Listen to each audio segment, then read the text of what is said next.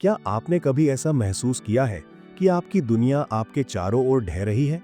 जैसे कि आपने जो कुछ भी बनाया है, वो टूट रहा है और आप इसे रोकने में असमर्थ हैं। उन क्षणों में ये आसान है कि परमेश्वर ने आपको छोड़ दिया है, ऐसा महसूस करना। ये आसान है कि आप अकेले हैं, अराजकता में खोए हुए, और आपकी प्रार्थनाएं अनुत्तरित जा रही हैं, ऐसा महसूस करना। लेकिन मैं आज आपको बताने आया हूं कि इससे बढ़कर कुछ भी सच नहीं हो सकता। चीजें ढहेंगी नहीं, क्योंकि परमेश्वर का हाथ आप पर है। वो हमेशा आपके साथ है, हर परीक्षा में आपका मार्गदर्शन और सहारा दे रहा है। तो आज मैं उस अटल सत्य की खोज करूंगा कि परमेश्वर की उपस्थिति और सामर्थ्य आपके सबसे अंधेरे घंटों में भी आपके साथ है। मैं आपके साथ यीशु के सामर्थ नाम में एक शक्तिशाली प्रार्थना भी करूंगा।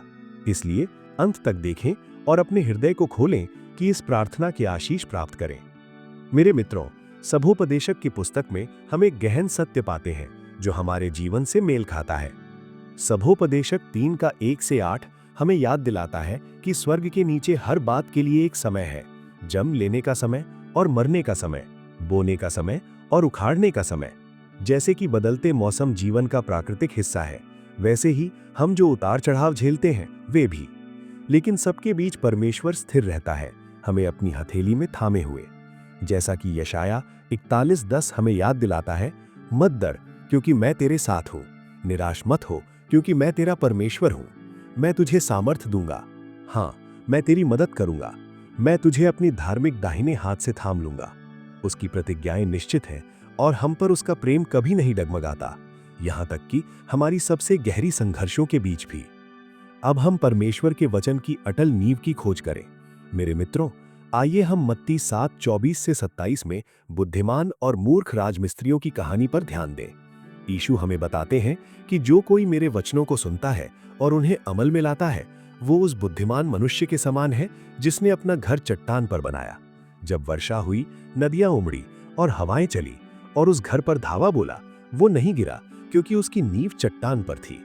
लेकिन जो कोई मेरे वचनों को सुनता है और उन्हें अमल में नहीं लाता, वो उस मूर्ख मनुष्य के समान है जिसने अपना घर बालू पर बनाया। जब वही तूफान आए, घर बड़े धड़ाके के साथ गिर गया। मेरे मित्रों, ये दृष्टांत हमें सिखाता है कि जब हम अपने जीवन को परमेश्वर के वचन की ठोस नींव पर बनाते हैं, तो हम किसी भी तूफान का सामना कर सकते हैं जो हमारे रास्ते में आए। हमारा विश्वास हमारी परिस्थितियों या हमारी भावनाओं पर आधारित नहीं है, बल्कि परमेश्वर कौन है और उसने क्या प्रतिज्ञा की है, उस अटल सत्य पर। भजन 18 के 2 में दाऊद घोषणा करता है, यहोवा मेरा चट्टान और मेरा गढ़ है और मेरा छुड़ाने वाला, मेरा परमेश्वर, मेरी शक्ति, जिसमें मैं भरोसा करूंगा। जब हम परमेश्वर पर भरोसा करते हैं, हम खुद को एक ऐसी चट्टान से बांधते हैं जो हिल नहीं सकती। चाहे विपत्ति की हवाएं कितनी भी तेज क्यों न चले, हम नहीं हिलेंगे। लेकिन परमेश्वर के वचन की ठोस नींव पर जीवन बनाना केवल सुनने से अधिक है, हमें इसे अमल में लाना होगा। याकूब 1 का 22 से 25 हमें आग्रह करता है कि वचन के सुनने वाले ही ना रहें, बल्कि उस पर अमल करने वाले बने। खुद को धोखा मत दो। ये पर्याप्त नहीं है कि हम केवल जानें कि बाइबल क्या कहती है, हमें इसे अपने दैनिक जीवन में जीना होगा। जब हम अपने विचारों, शब्दों और कार्यों को परमेश्वर की सच्चाई से जोड़ते हैं, हम ऐसा जीवन बना रहे हैं जो समय की परीक्षा में खड़ा रहेगा। प्रेरित पौलुस ने ठोस नींव पर बनाने के महत्व को समझा। 1 कुरिन्थियों 3 का 10 से 11 में वो लिखता है, परमेश्वर की कृपा के अनुसार जो मुझे दी गई थी, मैंने बुद्धिमान मिस्त्री के समान नींव डाली है और दूसरा उस पर बनाता है।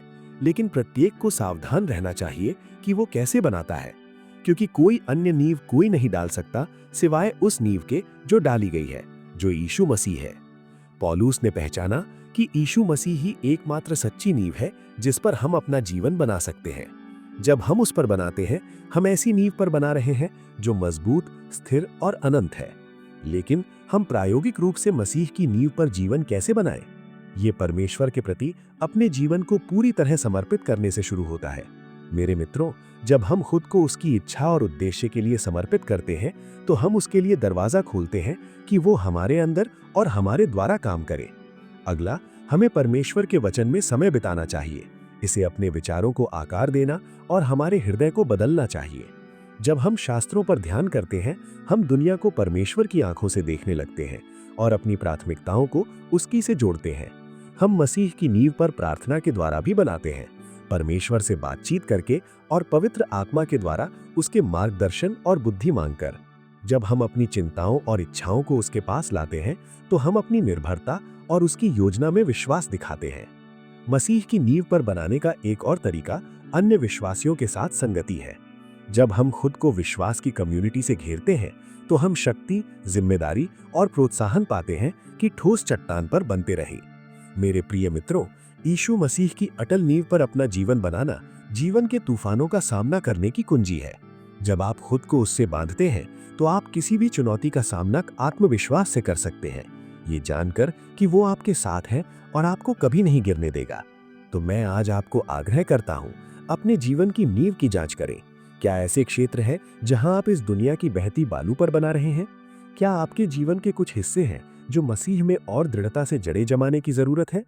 समय निकालें और परमेश्वर के मुख की खोज करें और उसके वचन में डूब जाएं और विश्वासियों की कम्युनिटी से घिरे रहें जो आपके विश्वास में सहारा और प्रोत्साहन दें। याद रखें, चीजें ढहेंगी नहीं जब परमेश्वर का हाथ आप पर है। जैसे जैसे आप यीशु मसीह की ठोस चट्टान पर अपना जीवन बनाते जाते हैं, आप उस शक्ति, शांति और उद्देश्य को पाएंगे जो केवल उसी से आ सकता है। अब हम अपने जीवन में पवित्र आत्मा की सामर्थ्यपूर्ण उपस्थिति पर ध्यान दें। मेरे मित्रों, यूहन्ना 14:16-17 में यीशु अपने चेलों से एक शक्तिशाली प्रतिज्ञा करता है, और मैं पिता से विनती करूंगा और वो तुम्हें एक और सहायक देगा कि वो तुम्हारे साथ सदा रहे, सत्य का आत्मा, जिसे संसार ग्रहण नहीं कर सकता क्योंकि वो उसे न देखता है और न जानता है, लेकिन तुम उसे जानते हो क्योंकि वो तुम्हारे साथ रहता है और तुम में होगा। ये प्रतिज्ञा केवल चेलों के लिए नहीं बल्कि सभी के लिए है जो यीशु मसीह में विश्वास करते हैं। जब हम उसमें विश्वास रखते हैं, हम पवित्र आत्मा का उपहार प्राप्त करते हैं जो हमारे अंदर वास करता है और हमें उस जीवन के लिए सामर्थ्य देता है जिसके लिए परमेश्वर ने हमें बुलाया है। जैसा कि इफिसियों 1:13 में कहता है, उसी में तुम भी विश्वास करने के बाद जब तुमने सत्य का वचन सुना जो तुम्हारे उद्धार का सुसमाचार है, उसी में विश्वास करके तुम प्रतिज्ञा के पवित्र आत्मा से मोहर लगाए गए। पवित्र आत्मा केवल एक शक्ति या बल नहीं है बल्कि एक व्यक्ति है, ईश्वर तत्व का तीसरा व्यक्ति। वो स्वयं परमेश्वर है जो हमारे अंदर वास करता है और हमारे द्वारा काम करता है कि उसके उद्देश्यों को पूरा करे। जब हम खुद को पवित्र आत्मा के अधीन करते हैं, हम ऐसी शक्ति, बुद्धि और मार्गदर्शन के स्रोत से जुड़ते हैं जो हम कभी अकेले हासिल नहीं कर सकते। पवित्र आत्मा हमें सामर्थ्य देने के एक तरीके से हमारे जीवन की चुनौतियों का सामना साहस और आत्मविश्वास के साथ करने की हिम्मत देता है। प्रेरितों के काम 4:29-31 में हम प्रारंभिक कलीसिया को उत्पीड़न के सामने साहस के लिए प्रार्थना करते देखते हैं। शास्त्र कहता है, अब हे प्रभु, उनकी धमकियों पर ध्यान दे और अपने दासों को ये अनुग्रह दे कि वे पूरे साहस से तेरा वचन बोलें, तेरे हाथ को बढ़ाकर चंगा करने के लिए और तेरे पवित्र सेवक यीशु के नाम से चिन्ह और आश्चर्य कर्म हों। और जब उन्होंने प्रार्थना की तो वो स्थान जहां वे इकट्ठे थे हिल गया और वे सब पवित्र आत्मा से भर गए और उन्होंने परमेश्वर का वचन साहस से बोला। जब पवित्र आत्मा हमें भरता है, वो हमें विरोध या विपत्ति के सामने भी हमारे विश्वास में दृढ़ रहने की हिम्मत देता है।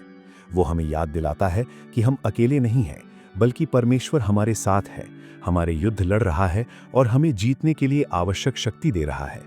पवित्र आत्मा हमें सामर्थ्य देने का एक और तरीका हमारा चरित्र बदलकर मसीह की समानता में ढालना है। गलातियों 5:22-23 में आत्मा का फल है प्रेम, आनंद, मेल मिलाप, धीरज, कृपा, भलाई, विश्वास योग्यता, नम्रता, संयम। ये गुण ऐसे नहीं हैं जो हम खुद बना सकते, बल्कि पवित्र आत्मा के हमारे जीवन में काम करने का परिणाम है।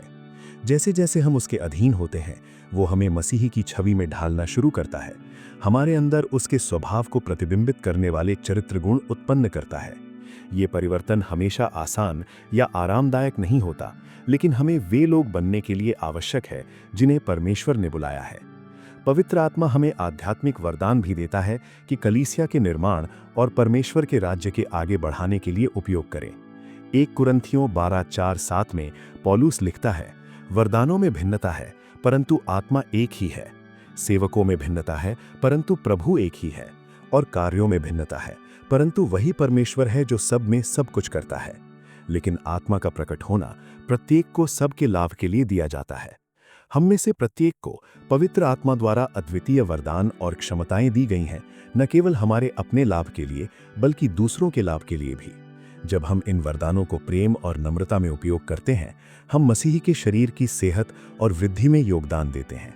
मेरे प्रिय मित्रों, पवित्र आत्मा की शक्तिशाली उपस्थिति को हल्के में नहीं लेना चाहिए। ये एक अनमोल उपहार है जो परमेश्वर ने हमें दिया है, शक्ति और मार्गदर्शन का स्रोत जिस पर हम हर परिस्थिति में भरोसा कर सकते हैं। लेकिन पवित्र आत्मा की शक्ति की पूर्णता का अनुभव करने के लिए हमें उसके अधीन होना सीखना होगा, अपने जीवन को उसके नियंत्रण और दिशा के लिए समर्पित करना होगा।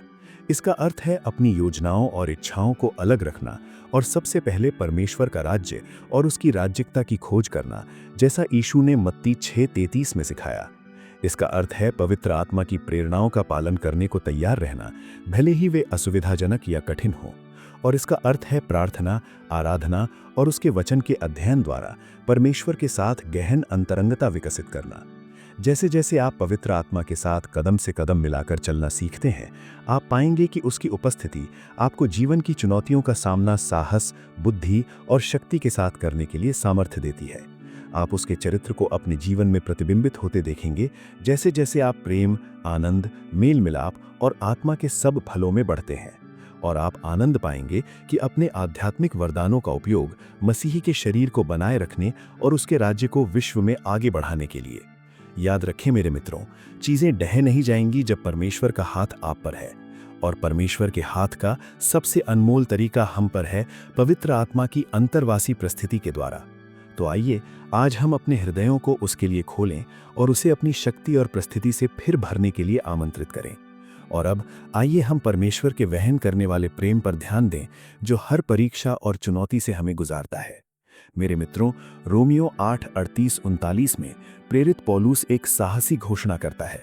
वो कहता है, क्योंकि मैं निश्चय करता हूं कि न मृत्यु, न जीवन, न स्वर्गदूत, न प्रधानता, न शक्तियां, न वर्तमान बातें, न पाने वाली बातें, न ऊंचाई, न गहराई, न कोई अन्य सृष्टि की वस्तु हमें परमेश्वर के प्रेम से जो क्रिस्त यीशु हमारे प्रभु में है अलग कर सकती है।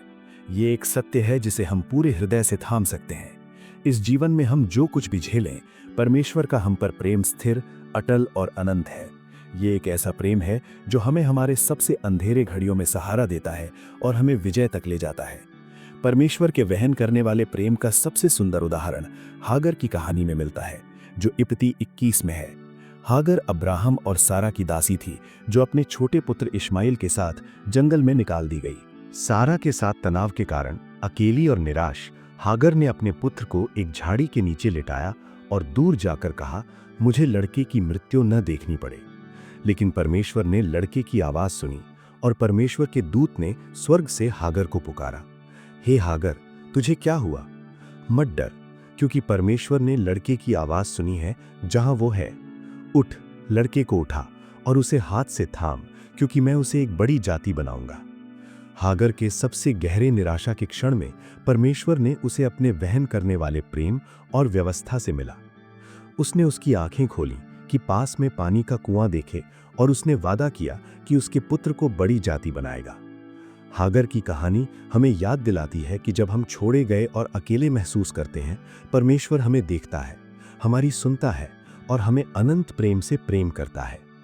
परमेश्वर के वहन करने वाले प्रेम का एक और शक्तिशाली उदाहरण भविष्यवक्ता एलियाह के जीवन में मिलता है। एक राजा 19 में हम एलियाह को दुष्ट रानी येजबेल से अपनी जान बचाकर भागते देखते हैं, जिसने उसे मारने की प्रतिज्ञा की थी। थका हुआ और निराश एलियाह ने एक झाड़ू के पेड़ के नीचे बैठकर प्रार्थना की कि वो मर जाए। लेकिन जब वो सोया, एक दूत ने उसे छुआ और कहा, उठ और खा। एलियाह ने देखा और उसके सिर के पास कोयलों पर पका केक और पानी का घड़ा था। उसने खाया और पिया और फिर लेट गया। प्रभु का दूत दूसरी बार आया और उसे छुआ, कहकर, उठ और खा, क्योंकि यात्रा तेरे लिए बहुत बड़ी है। परमेश्वर द्वारा प्रदान किए गए भोजन और पानी से मजबूत होकर एलियाह होरेब पर्वत पर परमेश्वर से मिलने गया, जहां उसे नई दृष्टि और अपने जीवन के लिए दिशा मिली। ये कहानी हमें सिखाती है कि जब हम अपने सबसे निचले बिंदु पर होते हैं, महसूस करते हैं कि आगे नहीं बढ़ सकते, परमेश्वर हमें अपने वहन करने वाले प्रेम और व्यवस्था से मिलता है। वो हमें आगे बढ़ने के लिए आवश्यक शक्ति देता है, भले ही यात्रा बहुत बड़ी लगे। लेकिन शायद परमेश्वर के वहन करने वाले प्रेम का सबसे बड़ा उदाहरण यीशु मसीह के जीवन, मृत्यु और पुनरुत्थान में मिलता है। यूहन्ना 3:16 में हम परिचित शब्द पढ़ते हैं, क्योंकि परमेश्वर ने जगत से ऐसा प्रेम रखा कि उसने अपना इकलौता पुत्र दे दिया कि जो कोई उस पर विश्वास करे वो नाश न हो परंतु अनंत जीवन पाए। परमेश्वर का हम पर प्रेम इतना बड़ा है कि वो अपने पुत्र को हमारे पापों के लिए क्रूस पर मरने के लिए भेजने को तैयार था, ताकि हम उसके साथ मेल मिलाप हों और अनंत जीवन पाएं। और यीशु के मृतकों में से जी उठने के द्वारा हमें आश्वासन है कि मृत्यु पराजित हो गई है और हम उसमें विजय पा सकते हैं। ये वहन करने वाला प्रेम है जो हमें हर परीक्षा और चुनौती से गुजारता है। ये एक ऐसा प्रेम है जो कभी असफल नहीं होता, कभी हार नहीं मानता और कभी खत्म नहीं होता। जब हम कमजोर होते हैं उसका प्रेम मजबूत होता है। जब हम निराश होते हैं उसका प्रेम हमें उठाता है। जब हम टूटे होते हैं उसका प्रेम हमें चंगा करता है। और जब हम महसूस करते हैं कि आगे नहीं बढ़ सकते उसका प्रेम हमें गुजारता है। मेरे प्रिय मित्रों, मैं आज आपको प्रोत्साहित करना चाहता हूं कि परमेश्वर के वहन करने वाले प्रेम में झुके। चाहे आप जो कुछ भी झेल रहे हो, चाहे आगे का रास्ता कितना कठिन लगे, जान लें कि परमेश्वर का आप पर प्रेम किसी भी चीज से बड़ा है जो आप कभी झेलेंगे। भजन 63 में 3 से 4 में दाऊद कहता है, क्योंकि तेरी करुणा जीवन से बढ़कर है, मेरे होंठ तेरी प्रशंसा करेंगे। इसलिए मैं जीवित रहते हुए तुझे आशीष दूंगा, मैं तेरे नाम में अपने हाथ उठाऊंगा। जब हम परीक्षाओं के बीच भी परमेश्वर की प्रशंसा करते हैं और अपने हाथ आराधना में उठाते हैं, हम उसके वहन करने वाले प्रेम में अपना विश्वास घोषित करते हैं। हम कह रहे हैं, परमेश्वर, मैं नहीं समझता कि मैं क्या झेल रहा हूं, लेकिन मैं विश्वास करता हूं कि तेरा प्रेम पर्याप्त है मुझे गुजारने के लिए। आइए हम प्रेरित पौलुस के इन शब्दों पर विचार करें इफिसियों 3:17 से 19 में, कि मसीह तुम्हारे हृदयों में विश्वास के द्वारा वास करे, कि तुम प्रेम में जड़ें और नींव जमाकर सभी पवित्र लोगों के साथ समझ सको कि उसकी चौड़ाई, लंबाई, गहराई और ऊंचाई क्या है, और मसीह के प्रेम को जान सको जो ज्ञान से परे है, कि तुम परमेश्वर की सारी परिपूर्णता से भर जाओ। मेरे मित्रों, आप मसीह के प्रेम में जड़ें और नींव जमाएं और उसकी चौड़ाई, लंबाई, गहराई और ऊंचाई के वहन करने वाले प्रेम को जानें। याद रखें, चीजें ढह नहीं जाएंगी जब परमेश्वर का हाथ आप पर है, और उसका हाथ हमेशा प्रेम में आपकी ओर बढ़ा हुआ है। अब मेरी आवाज सुनने वाले सभी लोगों के लिए आइए हम प्रभु के पास प्रार्थना में चलें। मैं चाहता हूं कि आप मेरे साथ ये प्रार्थना करें ताकि आप इस प्रार्थना के सभी बख्शिशें प्राप्त कर सकें। आइए हम अपने कृपालु और प्रेमपूर्ण परमेश्वर से प्रार्थना करें। स्वर्गीय पिता, सर्वशक्तिमान परमेश्वर, मैं आज स्तुति और धन्यवाद से भरे हृदय से तेरे सामने आता हूं। तेरा प्रेम अटल है, तेरी दया हर सुबह नई है और तेरी विश्वास योग्यता सदा बनी रहती है। तू वो परमेश्वर है जो पहाड़ों को हिलाता है, समुद्रों को चीरता है और मृतकों को जीवित करता है। तू अल्फा और ओमेगा है, आदि और अंत, राजाओं का राजा और प्रभुओं का प्रभु। तेरे समान कोई नहीं है और मैं अपने पूरे होने से तुझे आराधना करता हूँ। प्रभु, मैं तेरे पुत्र यीशु मसीह के उपहार के लिए धन्यवाद करता हूँ, जिसने मेरे पापों के लिए क्रूस पर मरकर। मैं तेरे पवित्र आत्मा की पावर के लिए धन्यवाद करता हूँ, जो मेरे अंदर वास करता है और मुझे तेरे लिए जीने की सामर्थ्य देता है। मैं अनंत जीवन की प्रतिज्ञा और तेरे में मेरी आशा के लिए धन्यवाद करता हूँ। मैं तेरी सभी दैनिक प्रावधान और लाभों के लिए आभारी हूँ। प्रभु, मेरे सभी पापों और कमियों के लिए मुझे क्षमा कर। मुझे उन समयों के लिए क्षमा कर जब मैंने तुझे असफल किया, जब मैंने तेरी बजाय अपना अपना रास्ता चुना। मैं अब तेरे सामने अपने पापों को मानता हूँ और मैं तेरी क्षमा और शुद्धि मांगता हूँ। जैसे तूने मुझे क्षमा किया है, मैं भी उनको क्षमा करने का चुनाव करता हूँ जिन्होंने मुझ पर अन्याय किया है। प्रभु, मैं प्रार्थना करता हूँ कि तू मुझे अपनी वचन की ठोस नींव पर जीवन बनाने में मदद कर। मुझे बुद्धि और शक्ति दे कि तेरी शिक्षाओं को अमल में लाऊं। मैं तुझ पर भरोसा करता हूँ क्योंकि तू मेरा चट्टान और मेरी गढ़ी है। यीशु के नाम में मैं घोषणा करता हूँ कि मैं नहीं हिलूंगा, क्योंकि तू मेरा लंगर और मेरी आशा है। प्रभु, मुझे अपने पवित्र आत्मा से फिर भर दे। मुझे सामर्थ्य दे कि तेरे लिए प्रसन्न करने वाला जीवन जीऊं और ऐसा फल लाऊं जो स्थिर रहे। मुझे दूसरों के साथ तेरे प्रेम को बांटने का साहस दे और तेरे द्वारा दिए गए वरदानों को तेरी महिमा के लिए उपयोग करूं। यीशु के नाम में मैं मेरे मन, शरीर और आत्मा पर शत्रु के हर आक्रमण को झिड़कता हूं। मैं भय, चिंता और शक के हर आत्मा को बांधता हूं और मैं घोषणा करता हूं कि मैं मसीह में स्वतंत्र हूं। प्रभु, मैं तेरी क्षमा के स्पर्श के लिए प्रार्थना करता हूँ मेरे जीवन पर। चाहे शारीरिक, भावनात्मक या आध्यात्मिक चंगाई की जरूरत हो, मैं तेरी सामर्थ्य में भरोसा करता हूँ कि मुझे पूरा कर। मैं घोषणा करता हूँ कि यीशु के कोड़ों से मैं चंगा और पूरा किया गया हूँ। महान परमेश्वर, मैं मेरे जीवन और मेरे प्रियजनों के जीवन पर तेरी रक्षा के लिए प्रार्थना करता हूँ। हमारे चारों ओर अपने स्वर्गदूतों से घेर और हमें शत्रु के हर प्लान से सुरक्षित कर।